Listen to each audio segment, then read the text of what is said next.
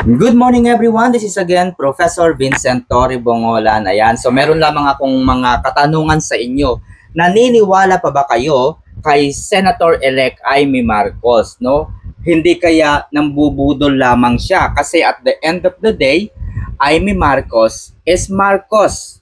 Siya po ay presidential sister, pambansang ate, ika nga. So, ano kaya guys ang masasabi ninyo?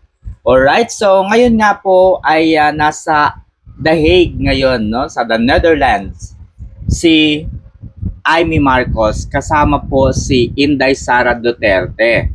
At syempre ang kanyang ina na si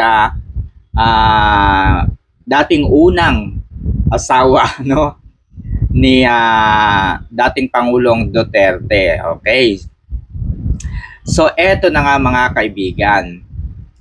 Sabi ni Senator Amy Marcos nang makita niya, nang makipagkita pala siya kay Attorney Nicholas Kaufman. Ayan, so eto matindi itong mga salita na to, very napakaikli lamang pero mabigat. No, mabigat itong kanyang sinabi na mahirap tansyahin yung sinseridad.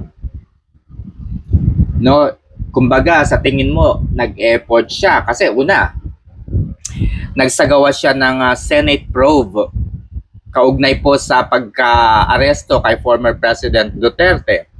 Tapos meron siyang findings, no? Inilahad pa niya sa publiko yung kanyang mga findings. After that, gumawa siya ng aksyon. Yun ang maganda rito eh. Gumawa siya ng action.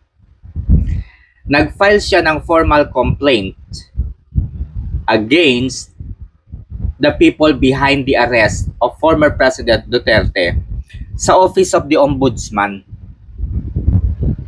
Nakita natin yung action eh. Nakita natin yung action.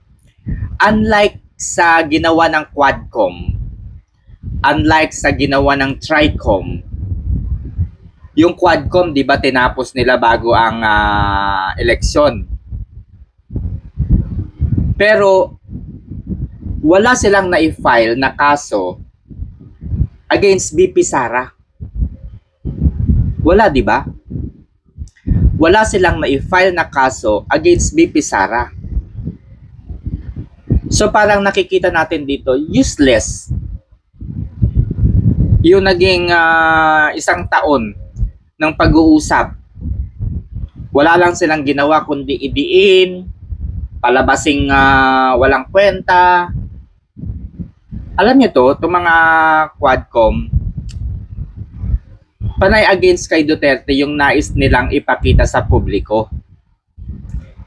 At the end of the hearing, wala naman silang i-file na kaso against BP Sara. Unlike nitong si Senator Amy Marcos, ura-urada, di ba?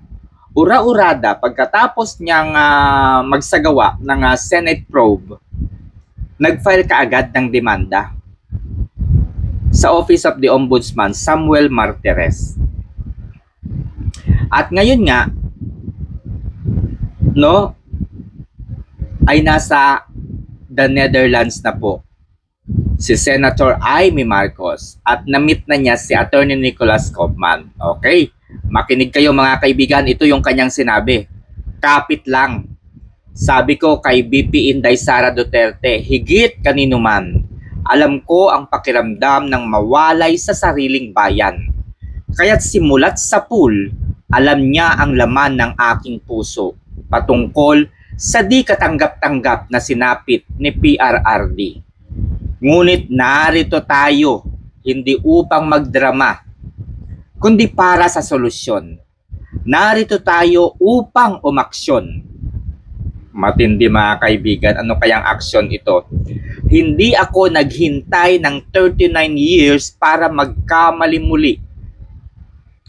May Marcos na natuto sa kasaysayan.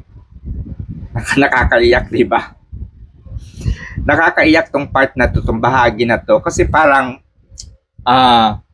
kay Amy Marcos, muli ay nanumbalik sa kanya yung ilang taon na kung saan ay ipinatapon din sila. Hindi ako naghintay ng 39 years para lang magkamaling muli. Mayroong Marcos na natuto sa kasaysayan. Narito ako hindi para sa isang tao, kundi para sa sambayanang Pilipino. Thank you, Attorney Nicholas Kaufman. Together, we will bring PRRD home. So ano sa tingin ninyo mga kaibigan? Nandoon ba talaga yung puso ni Senator Amy Marcos na dapat yung president na kapag ayaw ng kasalukuyang administrasyon doon sa mga nakaraang administrasyon ay maaari nilang gawin yung pagpapatapon? No? Yun yung ayaw niyang mangyari. Nandyan din yung idea na siya po ay Marcos, kapatid ng Pangulo. Ate pa rin po siya. So, ano sa tingin ninyo guys? Ano po yung masasabi ninyo?